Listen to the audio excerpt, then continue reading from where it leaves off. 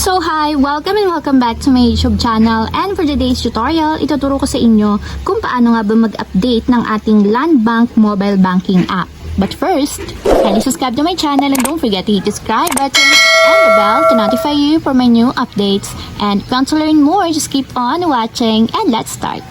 So ayan guys, for today's video, ituturo ko sa inyo kung paano nga ba mag-update ng ating Land Bank mobile banking. So, para sa mga Android users, so pwede nating i-update sa Google Play Store. And para naman sa mga iOS, pwede nating i-update sa App Store. So, ayan, i-open ko na yung aking Google Play Store. Then, pagka-open ng ating Google Play Store, mula dito sa homepage, pumunta lang tayo sa search bar. Then, isi-search lang natin dito yung Land Bank or Land Bank Mobile Banking.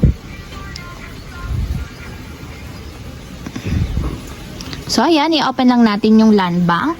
So, ganito yung magiging itsura niya guys once na hindi pa updated yung inyong Land Bank mobile banking. Pero kung updated na yan guys, hindi na update yung susulat dyan, kundi open na lang. So, para ma-update, itatap natin yung update.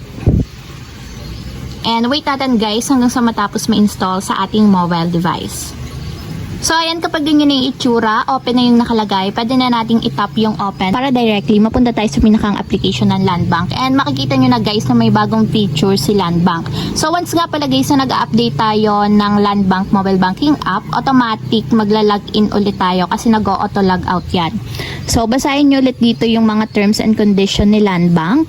So, hanggang dito sa dulo. And tap lang natin dito yung I agree. So, ayan guys, magla-login ulit tayo dito ng ating account. So, kung naka-biometrics login yung inyong app, pwede nyong itap yung biometrics para mas mabilis tayong makalogin. So, ayun lang guys, ganun lang kasimple kung paano nga ba mag-update ng ating Land Bank mobile banking app. If you have a question, can comment down below and don't forget to hit the subscribe button and the bell to notify you for my new updates. And thank you for watching! Living life, every day, late at night, not okay.